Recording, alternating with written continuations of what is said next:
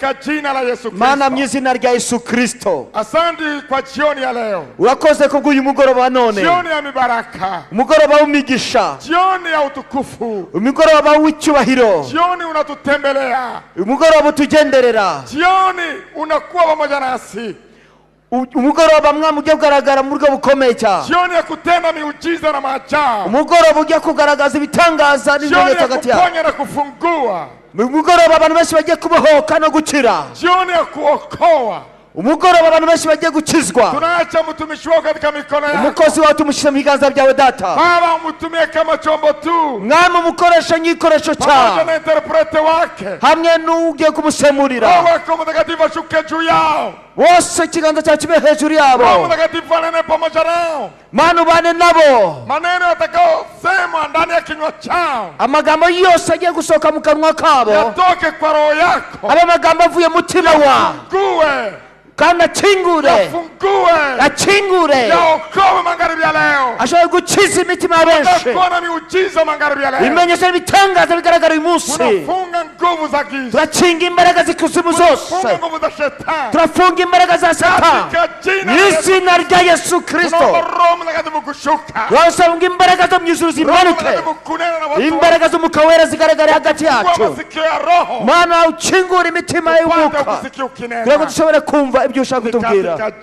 Mu izina rya Yesu Kristo dusabye. Amen. Amen.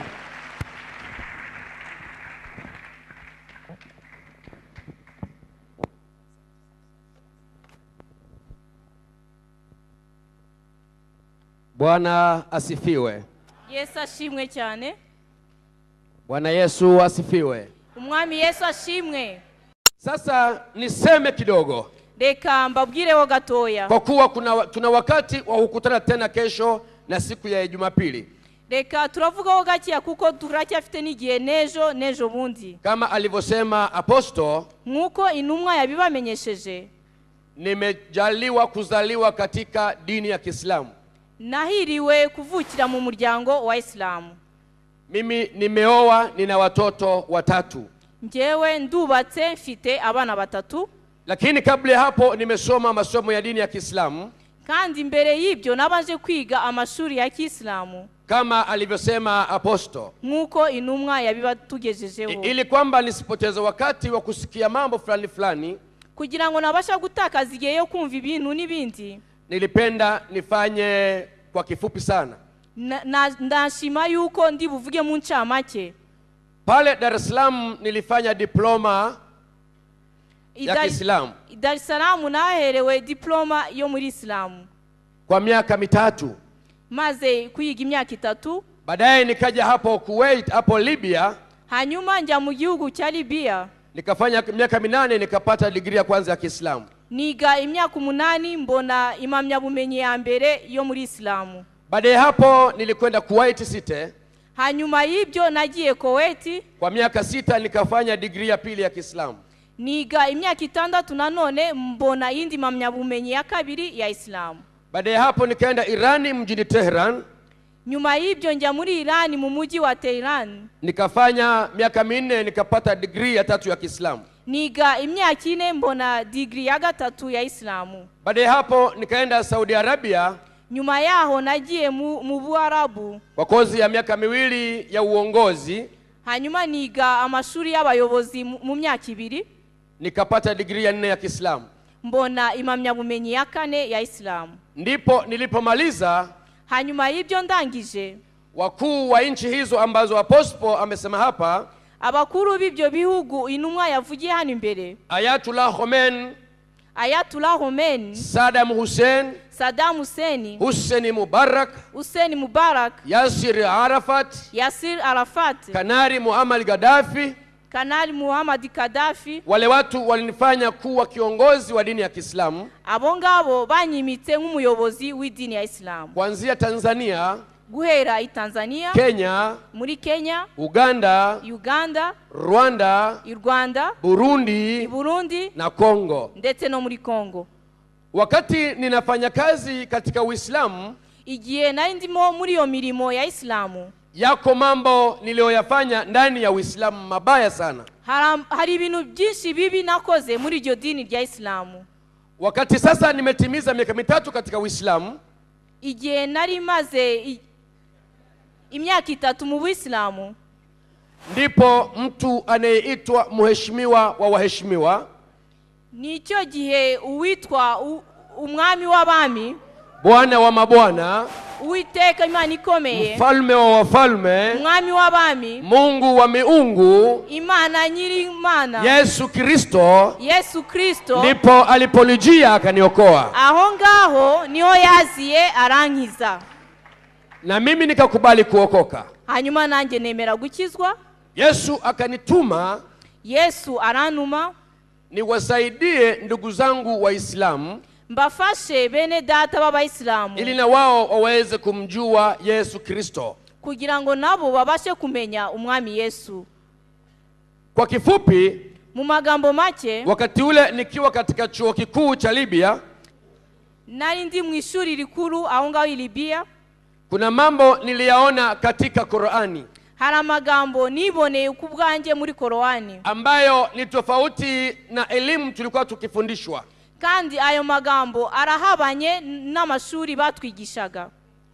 Baada ya kuona hivyo, maze kubisobanukirwa, nikaamua kuwaendea viongozi wangu wa chuo, hanyuma ngenda kureba abo bakuru b'ishuri ryanjye, ili kuwauliza, kugira ngo mbashe kubasobanuza, haya nayoyaona kwenye Qur'ani ni sawa? Ndababaza, ese ibino bintu mbonye muri Qur'ani ese byaba ari bizima? Mkuu wa chuo akaniuliza, ni mambo gani umeona?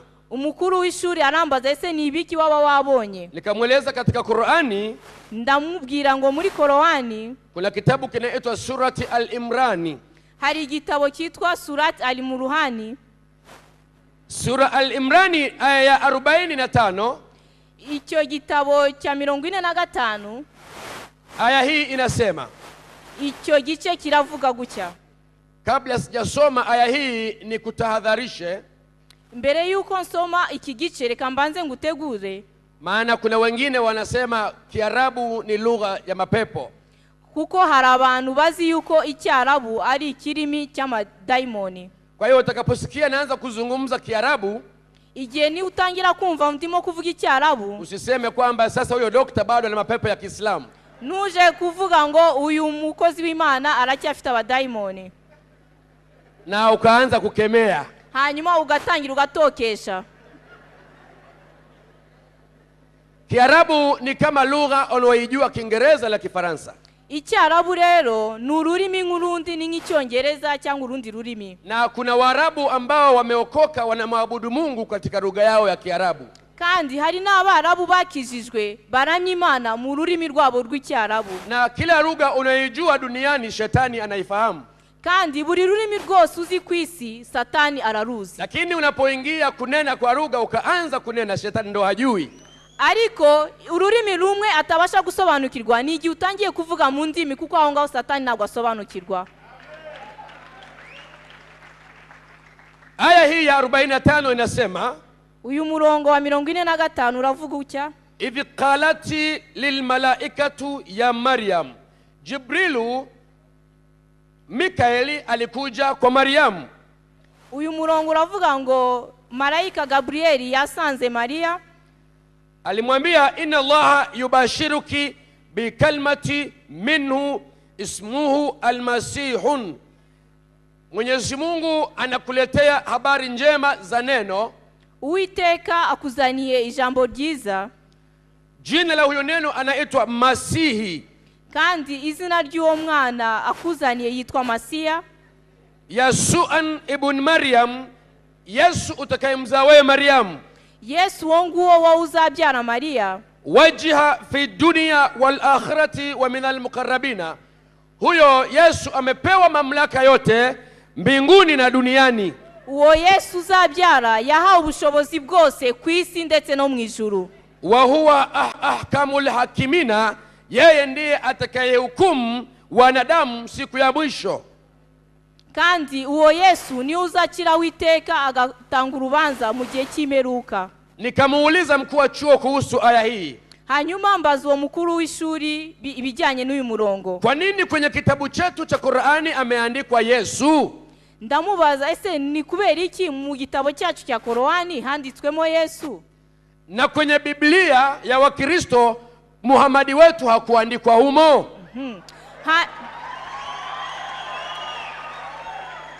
Hanyuma muri Biblia y'Abakristo Muhamadi wacu ko atanditswemo.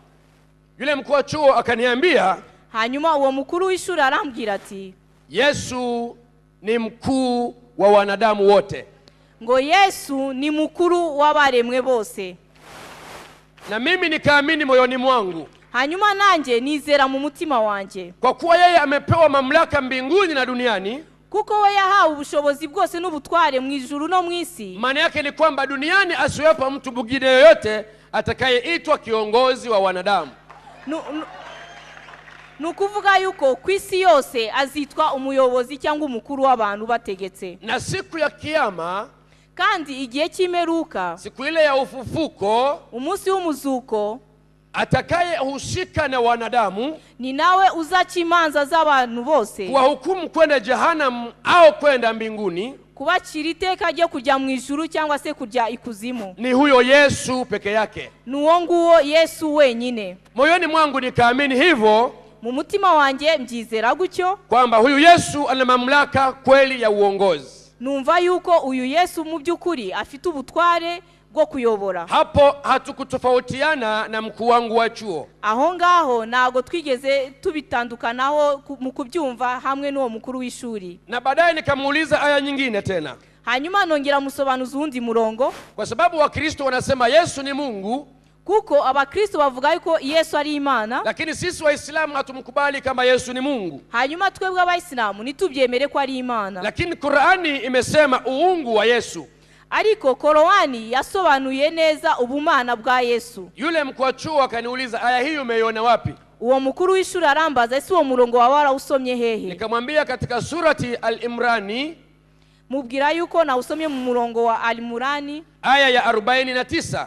Murongo wa 49. Aya hii inasema hivi, uwo murongo uravuga gutya, wa rasula ila bani Israila, Yesu aliwafikia wana wa Israeli.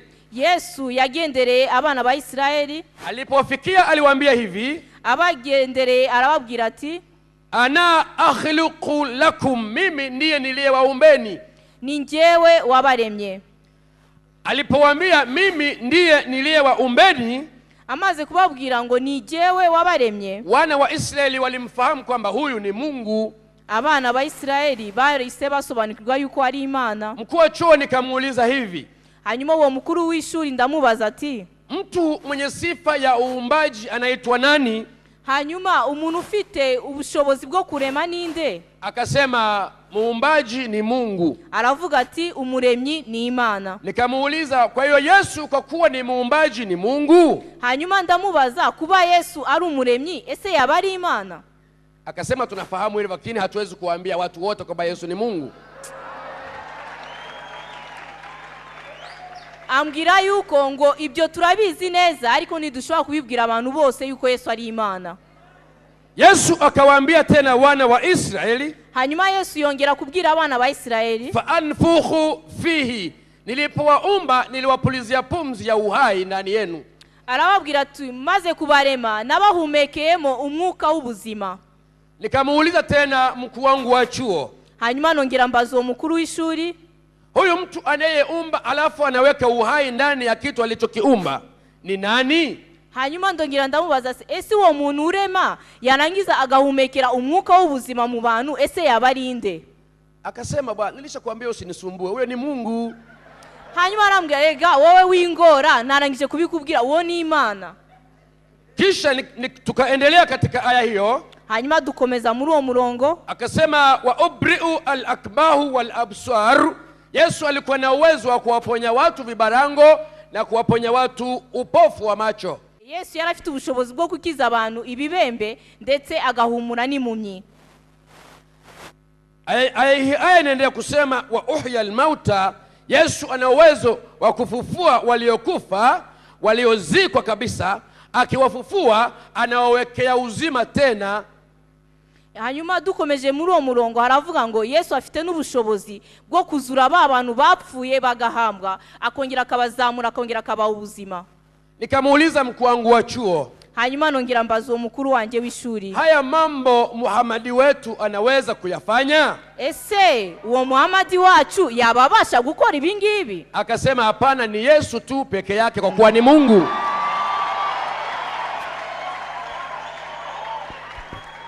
Nuko aransubiza ngo ibyo ngibyo nta wundi wabibasha uretse Yesu wenyine gusa. Kwa hiyo tukiwa pale ofisini kwa mkuu wangu wa chuo, hanyuma dukomeje kuganira n'uwo mukuru wanjye w'ishuri, akaniuliza una swali liginge? arambaza ese waba ufite ikindi kibazo ushaka kumbaza? Nikamwambia ndiyo, ninayo swali lingine. Ndamubwira yego ndacyafite ikindi kibazo. Katika Qur'ani kuna katika surati Al-Baqara, surati ni igice cya Al-Baqara aya ya 9, umurongo wa 9. aya hii inasema hivi, uwo murongo uravuga gutya: fi qulubihim marada. Mungu nilikuwa na muabudu zamani Mungu ndani ya Uislamu, Imana naramyaga kera mu idini rya Islamu, akiwatizama waumini wake, yakwitegereza abamwizera, na waumini hao ni Waislamu, kandi abo bamwizera b'Abayisilamu. Qur'an inasema fazadahumullah marada, anapowatizama akikuta wana magonjwa hao waumini wake, hanyuma yabitegereza agasanga barwaye bafite uburwayi, yeye anawazidishia magonjwa juu ya magonjwa wengine. ugasanga hejuru y'uburwayi abongereye ubundi burwayi. Fazadahumullah marada, akiwatizama akiwakuta wana magonjwa, yakongera kubitegereza agasanga bararwaye, anachukua magonjwa mengine anawaongezea juu ya magonjwa yale, akazana izindi ndwara akabongerera hejuru izo ndwara bafite. Nikamuuliza mkuu wangu wa chuo, hanyuma nongera kusobanuza uwo mukuru w'ishuri, hivi huyu Mungu asiyetuponya ni Mungu kweli? ese noneho iyi Imana itabasha kudukiza, ese yaba ari Imana koko? Yule mkuu wa chuo akasema, sasa wewe, uwo mukuru w'ishuri arambwira, noneho wowe unataka kunichokoza? Wowe urashaka kunchokoza tu. Vyovyote ilivyo, uko biri kose, tunaamini hautakuwa Muislamu mbeleni. Turizera yuko ejo hazaza wowe utazaba Umwisilamu, kwa kuwa unaanza kuelewa mabaya ya Mungu wetu, kuko watangiye gusobanukirwa ibibi by'Imana yacu. Sasa nikasema kama huyu Mungu yuko namna hii, none ndavuga ese iyi Imana nibimeze gutya, nina maswali juu yake. Njewe mfite ibibazo byo kumubaza. Siku ile nikatoka ofisini kwake nikaenda darasani. Uwo munsi mva mu biro bye njya mu ishuri. Baada ya hapo, hanyuma y'ibyo nikaomba tena ruhusa ya kuonana naye. Nongera nsaba ruhusa rwo kongera kubonana nawe. Akaniuliza swali, unataka kuniuliza maswali ya Yesu tena? Arongera arambaza, ese urashaka kongera kumbaza ibijyanye na Yesu kandi? Nikamwambia ni muhimu kwa sababu mimi ni mwanafunzi na niko chuo kikuu, mimi natakiwa nijue mambo. Ndamubwira birakwiriye yuko ngusobanuza kuko nje ndi umunyeshuri kandi ndimo kwiga amashuri yisumbuye, nkeneye gusobanukirwa mu by'ukuri. Akasema basi njoo twende ofisini. Noneho ngwino tujyane mu biro. Nikapata aya tena katika surati Al-Imrani, nongera mbona umurongo mu gice cya surati Al-Imrani, aya ya 56, umurongo wa 56. aya hii inasema hivi, uwo murongo uravuga gutya: idh qala Allahu ya Yasuan, Mungu alimwambia Yesu, Imana yabwiye Yesu, inni mutawafika wa rafiuka ilaya, mimi nitatoa ruhusa ufe msalabani na ukifa nitakufufua utakuja kwangu. Njewe nzatanga uburenganzira yuko upfa, numara gupfa nzakuzura ku musaraba, nzatanga urusha kugira ngo upfire ku musaraba, nyuma y'urupfu nzakuzura. Wa mutwahiruka minal ladhina kafaru, na nitakuepusha na makafiri wasioamini kufa kwako wala kufufuka kwako. Nzakurinda abatizera fauqa ladhina kafaru, kuliko makafiri wasioamini kufa kwako na kufufuka kwako. Nabari abatizera gupfa kwawe no kuzuka kwawe. Nikamuuliza, sasa Qur'ani imesema hivi, none ndongera ndamubaza, ese ko Qur'ani ivuga gutya? Wasioamini kufa kwa Yesu na kufufuka kwake, abatizera ugupfa k'umwami Yesu ndetse no kuzuka kwe, hao ndio wanaitwa makafiri. Abo ngabo nibo bitwa abatizera. Sasa nikamuuliza kwamba hanyuma ndongera ndamubaza ati, Wakristo wanaamini kufa na kufufuka kwa Yesu. Abakristo bizera gupfa no kuzuka kwa Yesu. Na sisi hatuamini kufa na kufufuka kwa Yesu. Kandi twebwe nago twizera gupfa no kuzuka kwa Yesu. Sasa makafiri ni Wakristo au ni sisi Waislamu? None se abakafiri cyangwa se abatizera baba ari twebwe Abayisilamu cyangwa baba ari Abakristo? Mkuu wa chuo akaniambia kwa kweli kwa aya hii sisi ndio makafiri. Umukuru w'ishuri aransubiza ati mu by'ukuri bijyanye n'uyu murongo ni twebwe abatizera.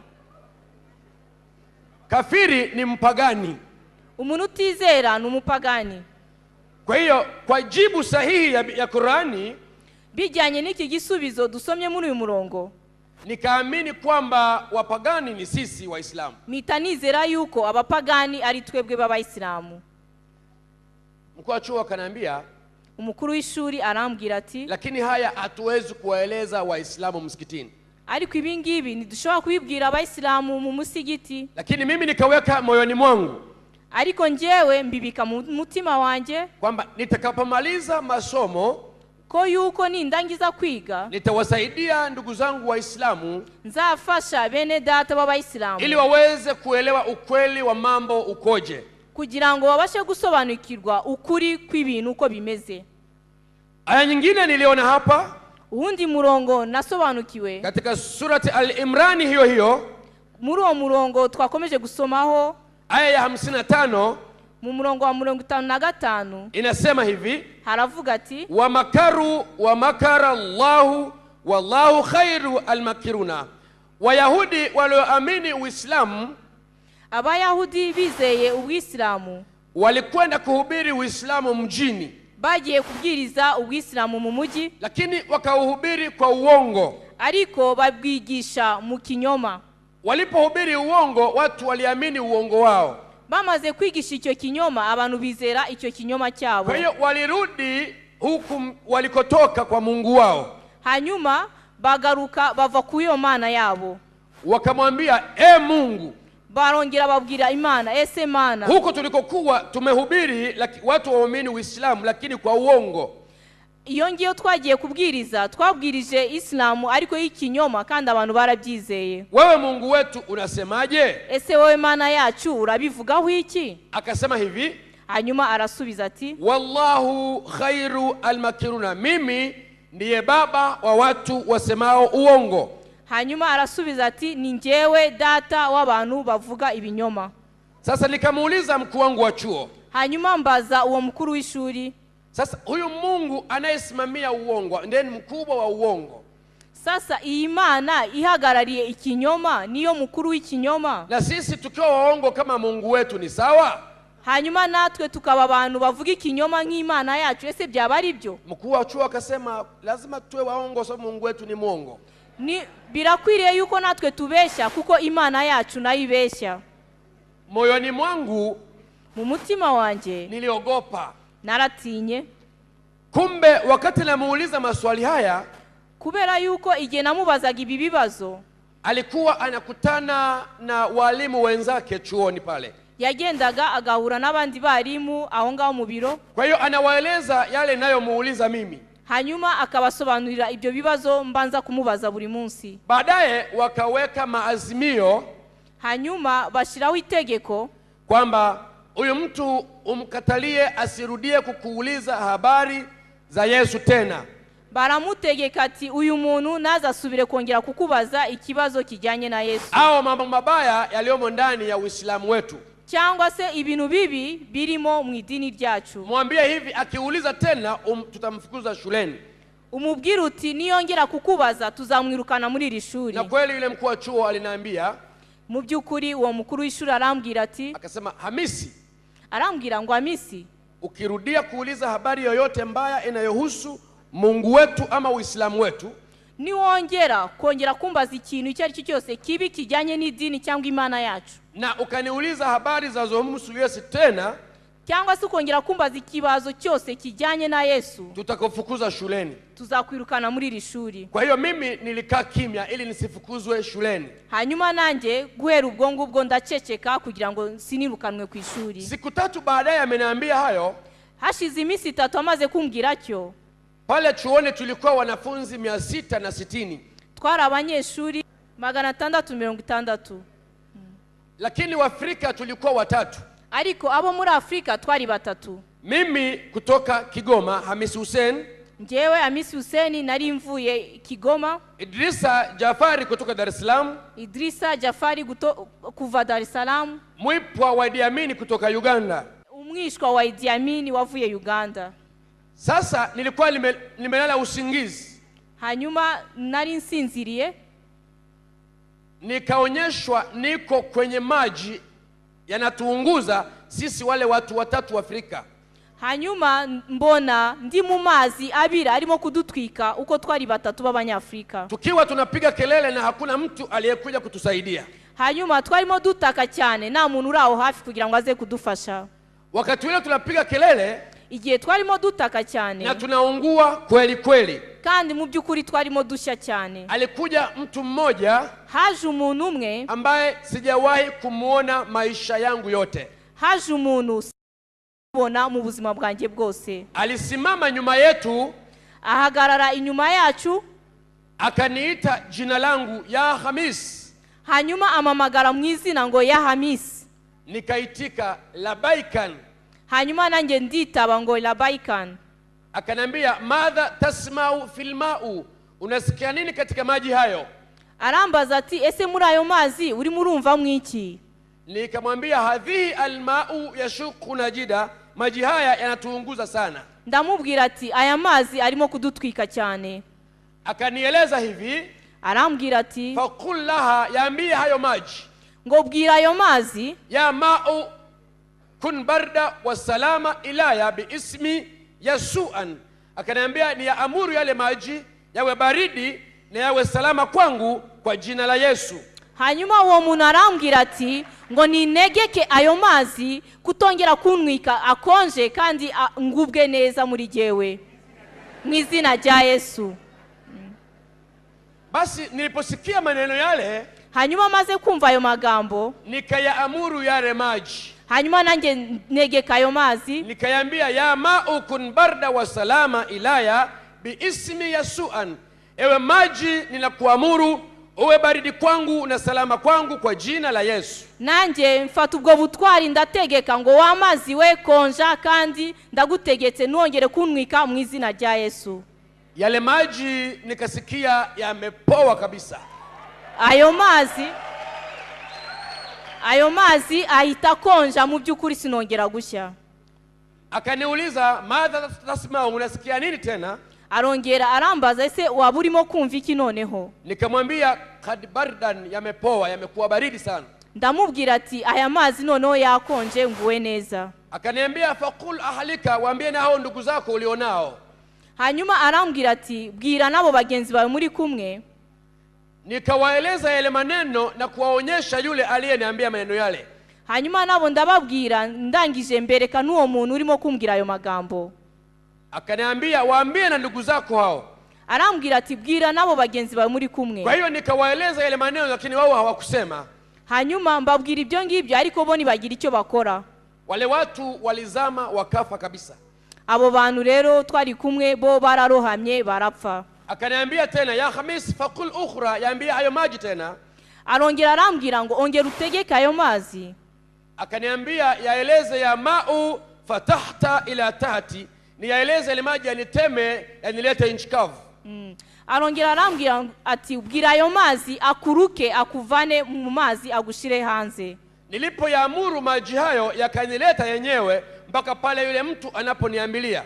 Hanyuma maze kuyategeka ayo mazi ngo anduke, aranzana ayo mazi anshira iruhande rwa muntu warimo kumvugisha. Yule mtu akanyosha mkono wake akanipokea akanivuta kuliani kwake. Uwo muntu arambura ukuboko kwe arankurura anzana iruhande rwe. Akaniuliza swali. Hanyuma ambaza ikibazo, ya Hamis tarifni, Hamis unanijua mimi? Ese ya Hamisi wabunzi? Nikamwambia la arifka, sikujui. Arambwira mu byukuri sinkuzi. Akaniambia ana Yasua alladhi ulida fi butun Maryam, mimi ndiye Yesu niliyezaliwa katika tumbo la Maryam. Arambwira ati ni jewe Yesu wavukiye mu nda ya Maria. Akaniambia idha aminuni, ukiniamini mimi, arambwira ati nunyizera satukhadhu, nitakuokoa. Nunyizera nzagukiza, nzakurokora. Wa idha abani satuhliku kamithlu hadhani, na ukinikataa utakufa kama wale jamaa zako wawili walivyokufa.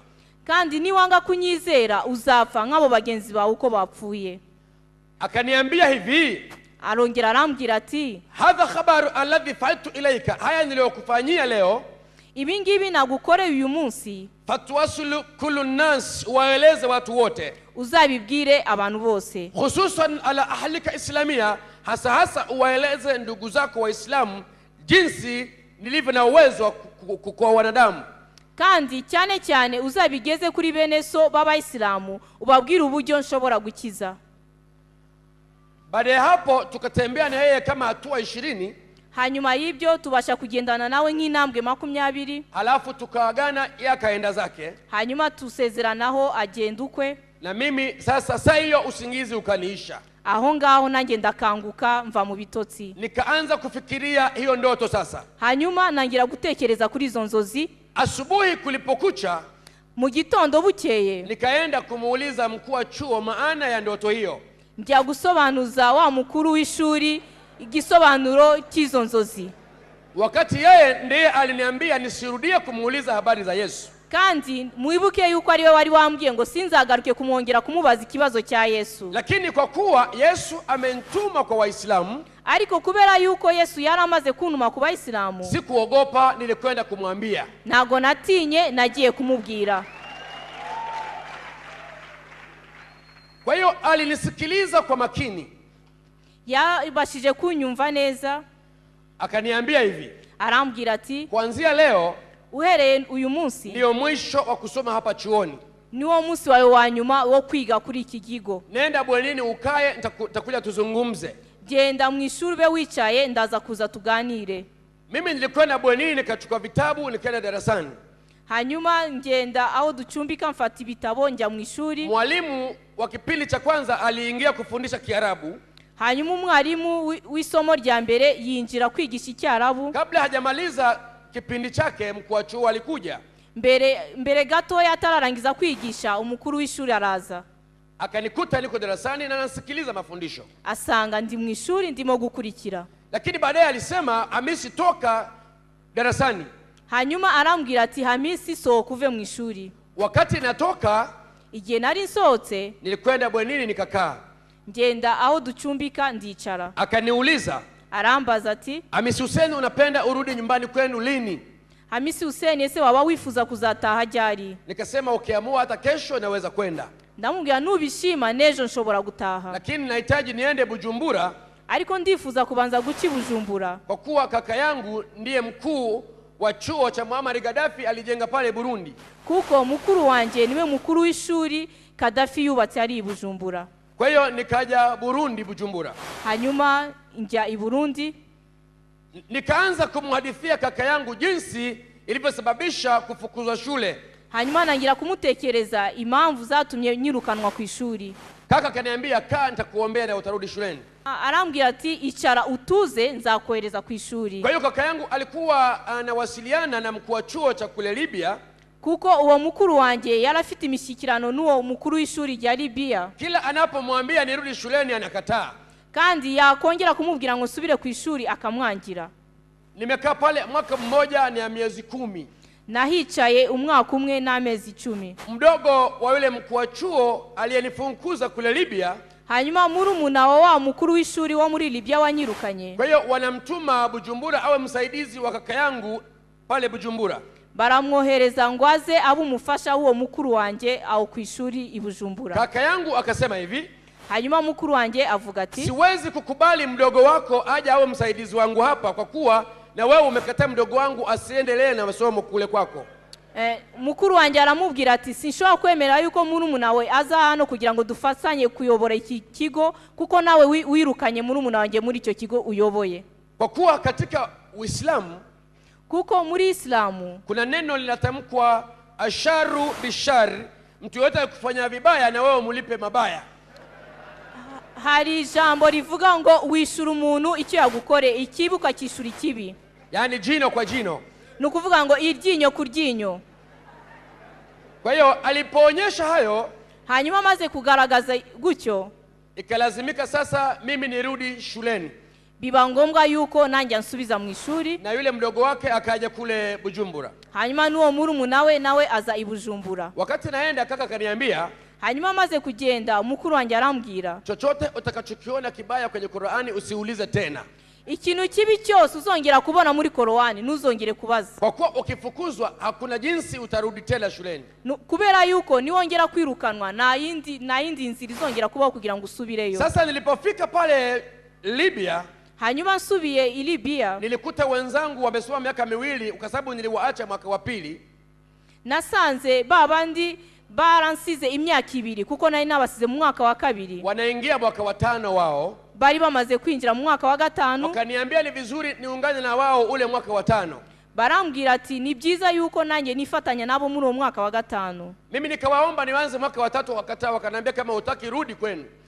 ndabasaba ese mwanyemera ko natangira mu mwaka wa 3. barambwira ati niba utabishaka subira iwanyu. Basi nikakubaliana kwamba nianze mwaka wa 5 na wenzangu. hanyuma nanjye nemera gutangira mu mwaka wa 5 hamwe na bagenzi banjye. Tulipoanza masomo na wao tuliendelea mpaka mwaka wa 8. abo ngabo rero twari twaratangiranye, mu by'ukuri nabo twakomezanye nabo kugeza ku mwaka wa 8. Kwa hiyo degree ya kwanza inatungwa baada ya kumaliza masomo. ni kuvuga yuko iyo degree ya mbere itangwa nyuma y'ayo mashuri. Kwa hiyo wakachukua masomo ya miaka 2 ambayo mimi sikusoma, ndio wakatunga mitihani katika masomo hayo. bafata ya masomo nasibye muri ya myaka 2 abariyo batangamo ibizamini irangiza iyo kaminuza, ili kwamba niweze nishindwe, kugira ngo mbashe gutsindwa. Na kweli siri ikavuja, wakasema mitihani hii tumeichukua ndani ya masomo ya miaka 2 ambayo Hamisi ya kusoma. kandi biravugwa ko yuko ayo masomo bayafatiye kugira ngo ngewe nzabashe gutsindwa. Kwa hiyo tumepewa wiki moja ya kujiandaa kwa mitihani, kandi duhabwa icyumweru kimwe cyo kwitegura ibyo bizame. Ndugu yangu, masomo ya miaka 2 mimi siwezi kuyasoma nikaelewa mitihani iko wapi. Kwa hiyo niliamua nikiwa nalala usingizi.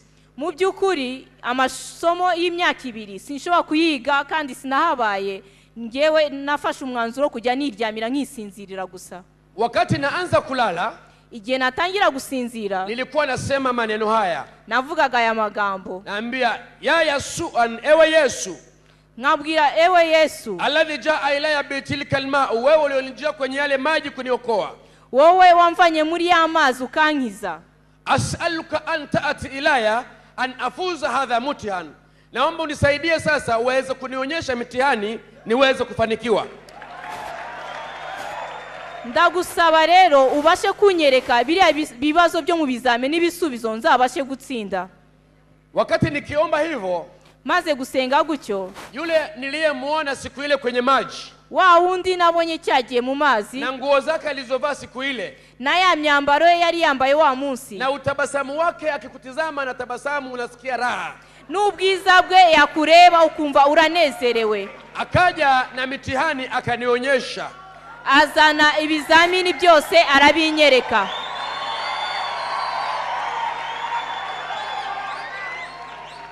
Bwana Yesu asifiwe. Yesu ashimwe cyane. Alipokuwa ananionyesha ile mitihani, yarangiza kunyereka ibyo bizamini, akanieleza kwa Kiarabu hivi, arambwira mu rurimi rw'Icyarabu ati, ya Hamis, ana uhibbuka, Hamisi nakupenda sana, Hamisi ndagukunda cyane. Kwa hiyo akanifundisha yale masomo yote, hanyuma anyigisha ya masomo yose natakaje muri ya myaka 2. Kwa hiyo nikashika kichwani, hanyuma nanjye nyafata mu mutwe. Ijumaa kwa mkia Jumamosi, hanyuma kwa 5 bucya kwa 6 usiku akaja tena kunikumbusha, kwa 6 nijoro aza nanone kunyibutsa.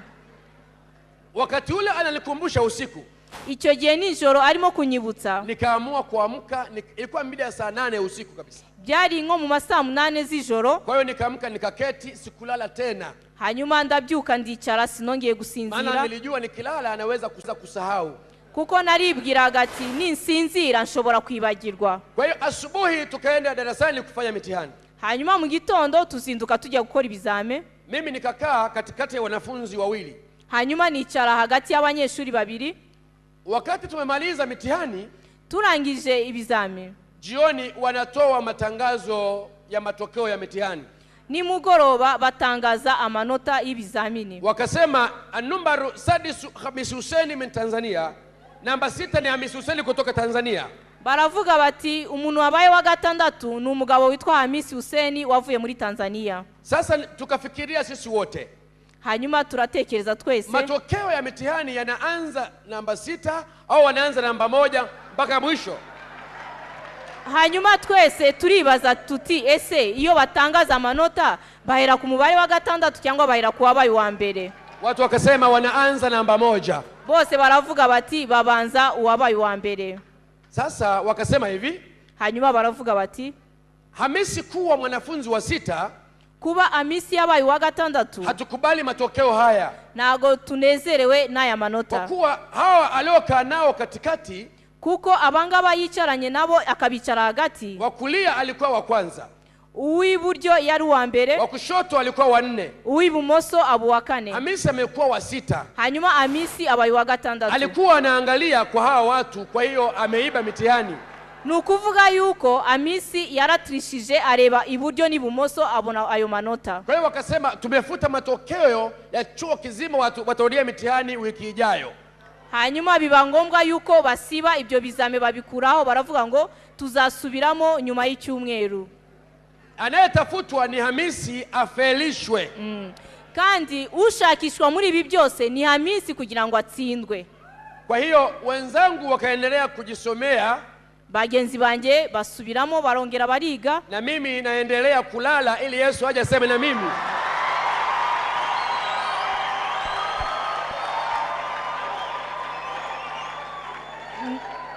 bagenzi banjye bagakomeza kwiga, nanjye ngakomeza kwisinzirira kugira ngo Yesu aze kuza anganirize.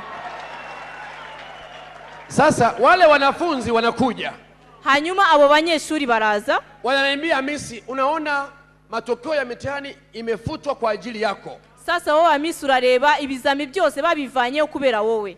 Kwa nini unaendelea kulala wewe? kubera iki ukomeje kuryama? Mimi sikuambia siri yangu. Ngewe nago nababwiye ibanga ryanjye. Niliwaambia moyoni mwangu katika kulala ndio Yesu atakuja kusema na mimi. Narababwiye ati mu gusinzira kwanjye no kuryama kwanjye niho Yesu azaza akanganiriza. Wao wanaendelea kufanya shughuli zao, mimi nalala usingizi. Bo barakomeza bariga, nje ndakomeza ndisinzirira. Nakwambia Ijumaa kwa mkea Jumamosi, hanyuma kwa gatanu buri bucye ari kwa gatandatu, Yesu akaja tena na mitihani mipya iliyotungwa na walimu. Yesu arongera anzanira ibibazo bishya by'icyo kizame bateguye, na akanifundisha jinsi ya kufanya, kandi anyigisha uburyo bwo gusubiza. Asubuhi kulipokucha, bukeye mu gitondo tukaingia darasani. Sasa twinjira mu ishuri. Kwa hiyo wakaniondoa pale nilipokuwa nimeketi wiki ile iliyopita, hanyuma bamvana muri wa mwanya nari nicayemo muri cya cyumweru cyashize, wakaniweka pembeni kabisa mwisho na wanafunzi wenzangu. baramfata banshira inyuma kabisa, inyuma y'abandi banyeshuri bose. Na hapo walikuwepo walimu 7 darasani wakinitizama mimi. kandi aho ngaho mu ishuri hari harimo abarimu 7 barimo kureba uburyo ndi bubyitwaremo, ili kwamba nisiwasiliane kwa ishara yote na wanafunzi wenzangu, kugira ngo singerageze kugira uwo mbaza mu bandi banyeshuri twigana. Kwa hiyo baada ya pale nikaletewa ile mitihani yangu. hanyuma y'ibyo nzanirwa cya kibazo cyanjye cy'ikizami.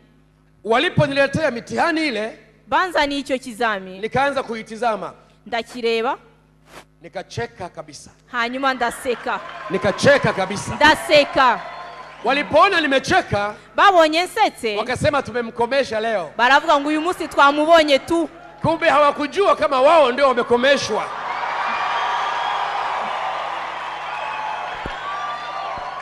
Nibamenya yuko ahubwo aribo bakomye, ahubwo ntabwo ari jewe. Kwa hiyo tukapewa saa 1 ya mtihani, tuhabwa isaha imwe yo gukora ikizami. mimi nikafanya mitihani 7 kwa dakika 15. hanyuma ibyo bibazo 7 twabajijwe ngewe nabisubije mu minota 15 gusa. Kwa hiyo nilipomaliza nikawapelekea mitihani yao walimu walioko mule darasani. Ndangije gusubiza mbishira abo barimu bari batureba. Mtihani wa kwanza ulikuwa ni wa mkuu wa chuo hicho. hanyuma ikibazo cya mbere cyari cya wa wundi wa mukuru w'ishuri. Yule mkuu wa chuo akaniita wakati natoka nje. hanyuma arampamagara nari ngiye gusohoka. Akaniambia, Hamis, taali huna. Hamis, rudi hapa. Arambwira ati, Hamisi garuka hano. Akaniuliza, man yusaiduka, nani anakusaidia? Arambaza ati, ese waba ufashwa nande? Nikamwambia, yusaidu ni Yeshua alladhi yamkuthu fi samai. Ndamubwira ni Yesu mwana w'Imana ni umfasha. Umejuaje kabla sijatafsiri bwana? Anaanza kujua Kiarabu hata sijatafsiri. Mambo ni mazuri.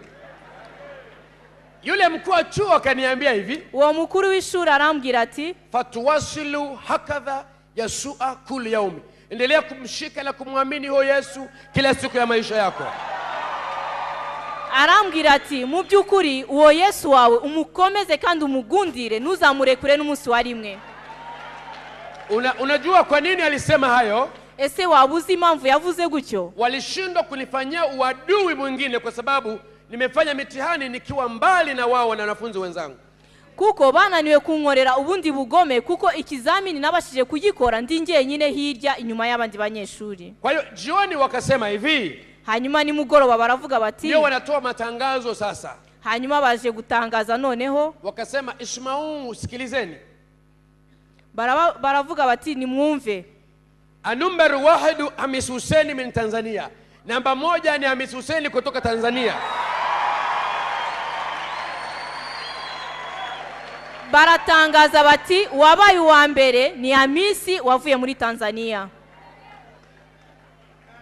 Kwa nini Yesu ni namba 1? Kubera iki? Yesu ni uwa mbere. Kwa hiyo aliona avuruga ile mitihani nisiwe mtu wa 6, niwe namba 1 kama yeye alivyo namba 1.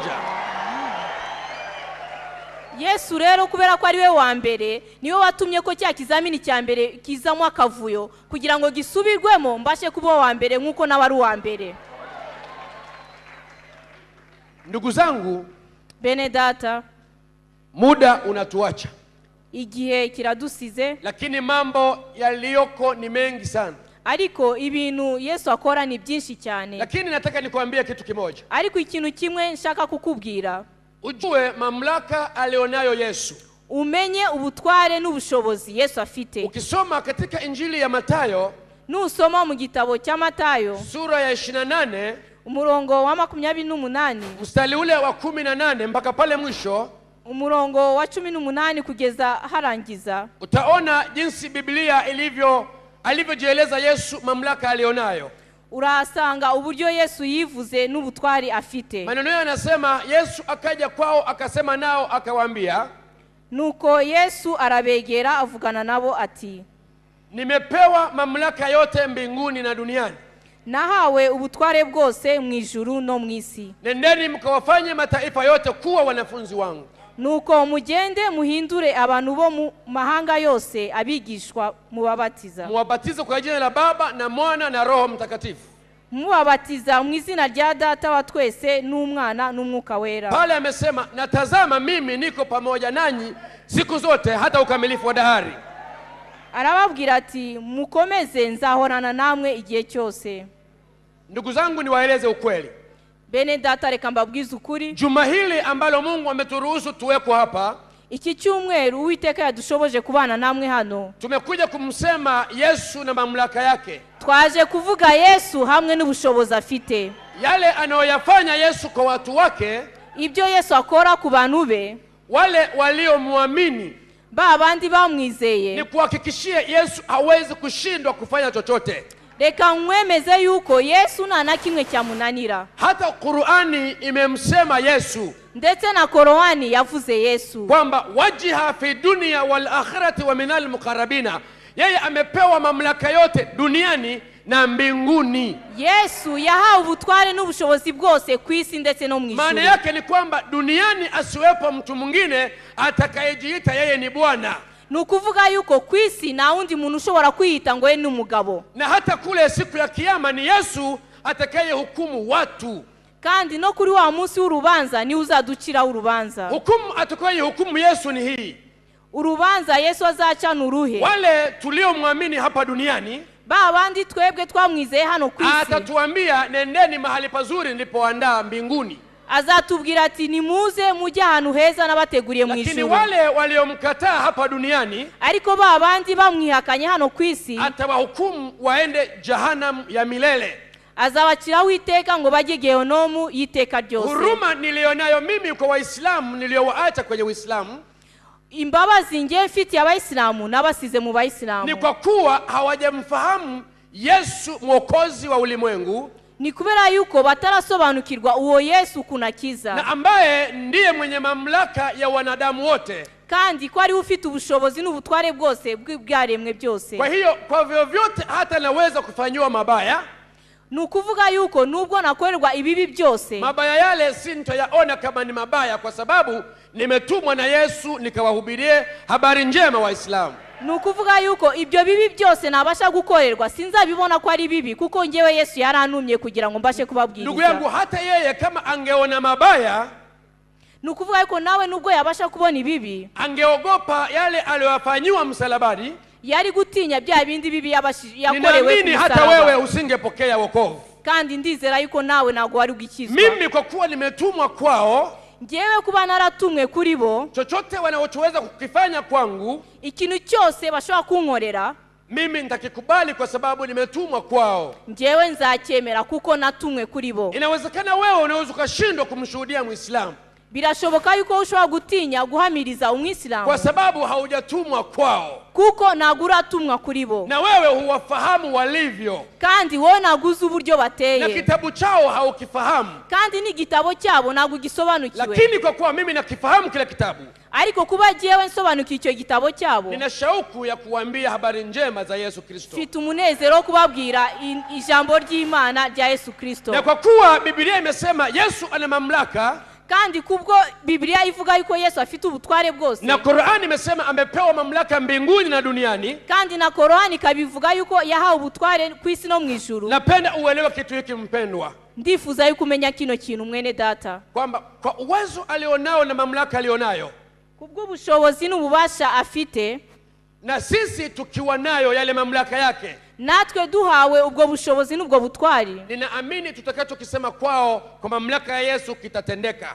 ndizera yuko icyo tuzajya twatura mu izina rya Yesu kuri bo kizajya gikorwa. Na mamlaka tulionayo sisi watu wa Mungu, Kandi ubwo bushobozi dufite twebwe abantu b'Imana, maana hatujipeleki sisi kama tulivyo, ntago tujya tugenda nk'uko twebwe turi, tunapelekwa kama alivyosema yeye mwenyewe. tujyanwa nk'uko we yabivuze wenyine. Amesema nendeni mkawafanye mataifa yote kuwa wanafunzi wangu.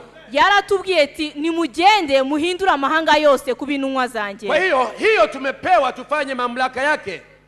Ibyo twarabihawe rero kugira ngo tubashe gukora ubushake Na bwe. juma hili tulioko hapa wapendwa, Kandi iki cyumweru turi hano bene data, mamlaka alionayo Yesu ubwo bushobozi Yesu afite tutayatumia kwa tuzabukoresha mtu yoyote ku muntu wese ambaye anajisikia kwa undi wiyumva ni yuko mgonjwa arwaye au ni mdhaifu cyangwa se afite intege ama nkeya hajaokoka. cyangwa ntabwo arakizwa. Mamlaka hayo ya Yesu Ubwo butware bwa wiki Yesu hii iliyoko hapa iki cyumweru turi ni hano, lazima yaonekane, ndizera yuko akiponya watu, azakiza abantu, akiokoa watu. azayokora abantu. Hatutaweza kukubali Ntabwo tuzemerera yuko mamlaka haya ubwo butware n'ubwo tuwe bushobozi nayo mfukoni. tububike mu mufuko. Hatuwezi kuwa nayo mfukoni, Ntabwo tuzabubika mu mufuko. lazima tuyatoe kwa watu, ni ngombwa ili yuko watu tubusora wapokee mu bantu, wokovu, kandi abantu bakira watu ugukizwa, wapokee uzima. abantu bakira ubuzima. Sikiliza mpendwa, Umviriza hata mwene kama data, uliambiwa na daktari ugonjwa wako hauponi,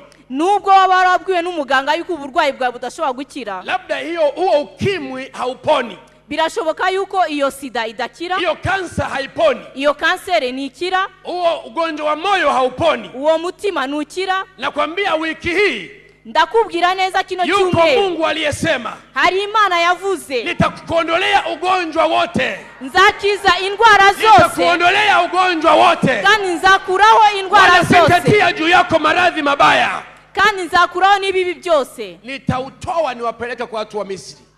Nzabakuraho ubwo burwayi mbujyanira Abanyegiputa. Huyu Mungu tuliomsoma hapa katika dini ya Kiislamu, Iyi Mana rero twasomye muri iri dini rya Islamu, aliyesema akiona waumini wake anawaongezea ugonjwa juu ya magonjwa mengine, ya mana yo muri Islamu twumvishe yuko ifata indwara ikazongerera huyo lazima abarwayi. tumkatae. Uriya tumwange. Huyo lazima tumkatae. Uwo birakwiriye ko tumwanga. Huyo lazima tumkatae. Uwo birakwiriye ko tumwanga. Yuko Mungu wa kweli. Hari Imana y'ukuri. Baba wa Bwana wetu Yesu Kristo. Imana data wa Yesu Kristo. Anayekutakia mema. Uwo nguwo. Huyo Yesu. Uwo Yesu Kristo. Huyo Mungu ukimuelewa vizuri. Uwo nguwo umaze kumusobanukirwa neza. Na ukamshika vizuri. Kandi ukamufata neza. Kale ka ugonjwa kuliko ndani ya mwili wako. Ako karwayi kari mu mubiri wawe. Daktari alikwambia hakaponi.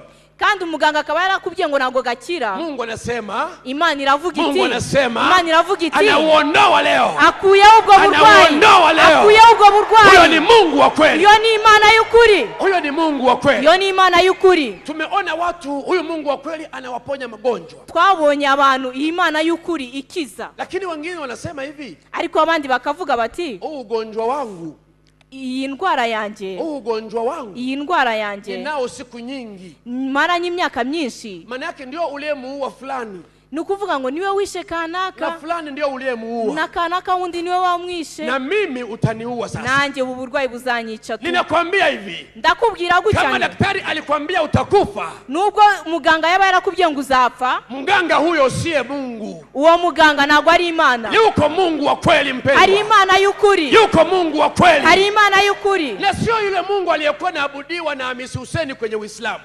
Uwo ni nagwa ari wa Mana Hussein yaramyaga akiri mu Islamu. Huyo Mungu aliyesema na kuponya leo, iyi Imana ivuga ngo iragukiza. Sio yule Mungu aliyekuwa na maabudu wa Hamisi Hussein.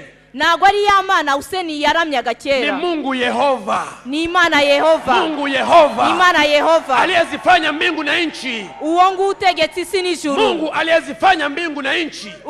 Imana yihinduye umuntu. Y'isi n'ijuru. Jina la Bwana libarikiwe. Izina ry'Uwiteka rihabwe icyubahiro. Kwa kuwa muda unatuacha wapendwa, kuko umwanya udusize, kwa leo tuishie hapa. Reka turangirize hano uyu munsi. Yako mambo utasikia kesho. Hari ayandi magambo uzumva ejo ambayo nilikuwa nayafanya katika Uislamu. Ibyo nakoraga nkiri mu Islamu. Uchawi nilikuwa nafanya katika Uislamu. Ubupfumu nakoraga nkiri mu Islamu. Uchawi, ulozi. Uburozi. Uchawi nilikuwa nafanya katika Uislamu. Uburozi nakoraga nkiri mu Islamu. Mimi huyu unayeniona, njyewe hano ubona, nilikuwa na uwezo kujibadilisha nikawa paka. Nashoboraga kwihindura nkaba injangwe. Nilikuwa na uwezo kujibadilisha nikawa panya. Nashoboraga kwihindura nkaba imbeba. Yako mambo kesho utayasikia. Hari amagambo menshi uzabasha gusobanukirwa ambayo yalifanyika. Ibintu byabashoboye gukoreka. Na kuomba umwambie kila mmoja wao. Ndakwinginga kugira ngo ubwire buri muntu wese ubashe kumutumira ili waweze kufika hapa. Kugira ngo abashe kugera hano. Na ndugu zangu Waislamu wakija, kandi bene data b'Abayisilamu nibaza, kwa sababu mimi nimetumwa kwao, kuko njyewe natumwe kuri bo, wapeni viti wakae. Mubahe intebe babashe kwicara. Mimi kuongea na wewe, njyewe kuganira nawe, ni kukutia hamasa, nukugushiramo ishyaka, ni kukutia moyo, nukugushiramo imbaraga. Tunapozungumza habari hizi, iyo turimo kuganira aya magambo, napenda Waislamu wasikie. Mbashaka yuko Abayisilamu babyumva. Kwa nini? Kubera iki? Yesu anasema hivi. Yesu yaravuze ati, na kondoo wengine ninao. Izindi nama ndazifite. Ni sawa? Ambao sio wazizi hili. Kandi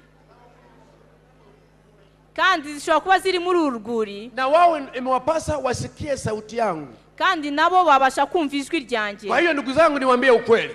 Reka bene data mbabwize ukuri. Wakristo tuweze kukusanyika namna hii. Abakristo dushobora guterana tungana gutya. Lakini wapo Waislamu ambao hawajasikiliza habari za Yesu kabisa. Ariko hari Abayisilamu batarigera bumva inkuru za Yesu. Hebu waelezeni waje wasikilize. Mubatumire baze babashe kumva. Jina la Bwana libarikiwe. Izina ry'Uwiteka rihabwe icyubahiro. Jina la Bwana litukuzwe. Izina ry'Uwiteka rihabwe icyubahiro. Amen.